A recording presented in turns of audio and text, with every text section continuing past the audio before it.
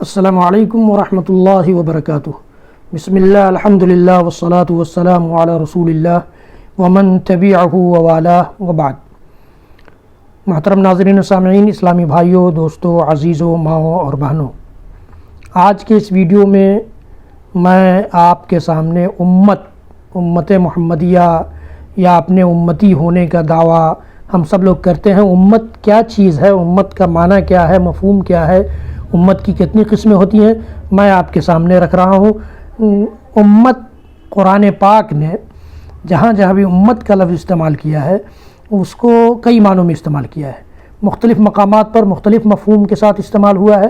یہ امن سے مشتق ہے، امہ جو ہے یہ امن سے مشتق ہے، یعنی امن سے نکلا ہے، بنا ہے، جس کا معنی قصد کرنے کے، ارادہ کرنے کے ہے۔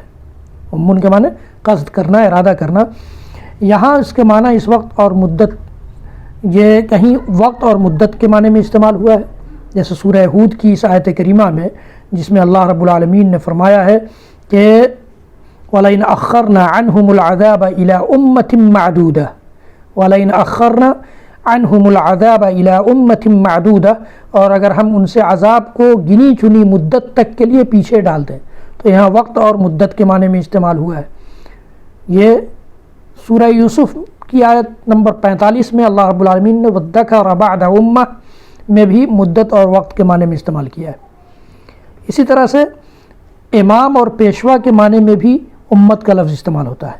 اللہ تعالیٰ نے حضرت ابراہیم علیہ السلام کا ذکر کرتے ہوئے سورۃ النحل کی آیت نمبر 120 میں ارشاد فرمایا کہ ان ابراہیم کان امہ، ان ابراہیم کان امہ، کہ ابراہیم علیہ السلام ایک پیشوا ہیں، ایک قائد ہیں، ایک رہنما ہیں، امام ہیں۔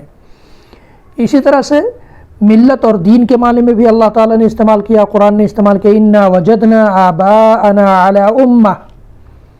کفار نے اپنے آباء و اجداد اور اپنے پرکھوں کے بارے میں کہا کہ ہم نے اپنے آباء و اجداد کو ایک ملت پر پایا ہے، ایک امت، ایک دین پر پایا ہے، ایک مذہب پر پایا ہے، ایک طریقے پر پایا ہے۔ تو یہاں ملت اور دین کے معنی میں بھی استعمال ہوا ہے۔ انا وجدنا آباءنا علی امہ سورۃ الزخرف کی آیت نمبر 43 ہے یہ۔ اسی طرح اللہ رب العالمین نے سورہ زخرف کی آیت نمبر 23 ہے، سورہ زخرف کی آیت نمبر 23 میں یہ انا وجدنا آباءنا علی امہ۔ اسی طرح قرآن نے، اللہ رب العالمین نے جماعت اور طائفہ کے معنی میں بھی استعمال کیا ہے۔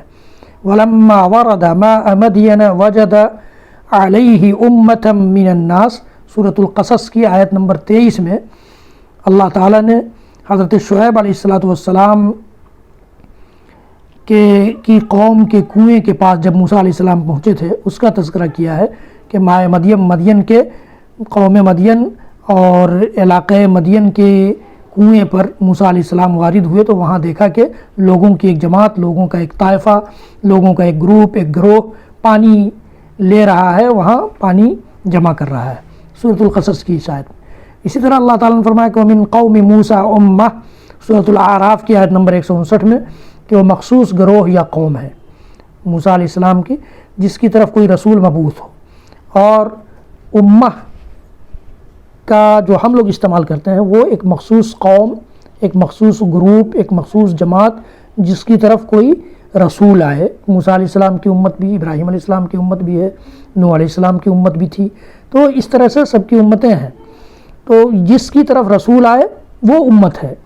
تو اللہ تعالیٰ نے ہمارے لیے بھی ایک رسول بھیجا، بلکہ اللہ کے رسول صلی اللہ علیہ وسلم جب اس دنیا میں آئے اس کے بعد ان کے بعد کے سارے انسانوں کے لیے محمد رسول اللہ صلی اللہ علیہ وسلم رسول تھے، تو سارے امتی ہوئے۔ وَلِكُلِّ أُمَّةٍ رَسُولٌ سورہ یونس کی آیت نمبر 47 میں اللہ تعالیٰ نے فرمایا کہ ہر امت کے لیے ایک رسول ہے۔ اس کو امت دعوت بھی کہتے ہیں، ساری امت کو امت دعوت کہا جاتا ہے کہ ان کو دعوت دی جائے گی، دی گئی ہے، ان تک دعوت پہنچائی گئی ہے توحید کی، اتباع رسول کی، تو امت دعوت ہے۔ اور اسی طرح پیغمبر پر ایمان لانے والوں کو بھی امت کہتے ہیں، تو وہ امت اتباع یا امت اجابت کہلاتی ہے۔ امت اجابہ عربی میں اجابہ کہتے ہیں لیکن اردو میں اجابت کا لفظ استعمال کیا ہے. امت اجابت یعنی قبول کر لینے والی، ایمان لے آنے والی، تابعداری کر لینے والی، پیروی کر لینے والی، رسول کی رسالت کو تسلیم کر لینے والی امت ہے یہ. تو امت کی اس طرح سے دو قسمیں ہو گئی، امت دعوہ اور امت اجابہ. اللہ کے نبی صلی اللہ علیہ وسلم کے لیے ساری انسانیت، آپ کے بعد کے آنے والی، آپ کی بعثت، آپ کے رسول ہونے کے بعد سے لے کر قیامت کی صبح تک جتنے انسان پیدا ہوں گے سب امتی ہیں اللہ کے رسول کے، امت دعوت ہیں. اللہ تعالیٰ نے آپ کو ساری انسانیت کے لیے رسول بنا کر بھیجا. قل یا ایھا الناس انی رسول اللہ الیکم جمیعا، قل یا ایھا الناس انی رسول اللہ الیکم جمیعا، کہہ دیجئے اے لوگو، اے انسانوں، اے انسانیت کی جماعت، میں تم سب کا رسول بنا کر کے بھیجا گیا ہوں، میں اللہ کا رسول ہوں تم سب کے لیے. تو یہ اللہ کے رسول صلی اللہ علیہ وسلم کے سارے امتی ہوئے. لیکن جو مسلمان ہو گئے، جو اسلام میں داخل ہو گئے، جنہوں نے اللہ کے نبی صلی اللہ علیہ وسلم کی رسالت کا کلمہ پڑھ لیا، آپ کی رسالت کی تصدیق کر دی، آپ کی سنت کی پیروی کر دی، آپ کے تابعدار ہو گئے، تو وہ امت اجابت، امت دعوت اور امت اجابت. یہ ہر قوم، ہر رسول کے ساتھ ہے، ہر امت میں یہ چیز آئے گی، دونوں قسمیں، امت اجابت، امت دعوت. تو یہ امت کی قسمیں تھیں اور امت کے معانی اور مفہوم تھے جو قرآن نے استعمال کیے ہیں. مجھے امید ہے کہ آپ کو اس سے علم میں اضافہ ہوگا. حضرات گرامی، میرے اس ویڈیو کو زیادہ سے زیادہ لوگوں تک شیئر کیجئے تاکہ آپ کے لیے، میرے لیے صدقہ جاریہ بنے، اور میرے چینل کو سبسکرائب کیجئے، بیل آئیکن ضرور دبائیے، لائک بھی کیجئے. اور میرے اور سارے ویڈیوز دیکھنے کے لیے آپ یوٹیوب پر جائیے، شاہد اقبال سنابلی ٹائپ کیجئے، اور بہت سارے سیریز ہیں، بہت سارے ویڈیوز ہیں، آپ ان سے فائدہ اٹھائیے. مجھے اپنے دعاؤں میں شامل رکھیے، میرے چینل کو سبسکرائب کرتے رہیے، بیل آئیکن دباتے رہیے، لائک کرتے رہیے. اللہ تعالی ہم سب کو خیر میں حصہ لینے، خیر کے کاموں کو زیادہ سے زیادہ پھیلانے، خیر کے کاموں کو زیادہ سے زیادہ لوگوں تک پہنچانے والوں میں سے بنائے، اور خود اس پر عمل کرنے والوں میں سے بنائے. وصلی اللہ تعالی علی نبینا محمد وعلی آلہ وصحبہ وسلم، وآخر دعوانا ان الحمد للہ رب العالمین، والسلام علیکم ورحمۃ اللہ وبرکاتہ.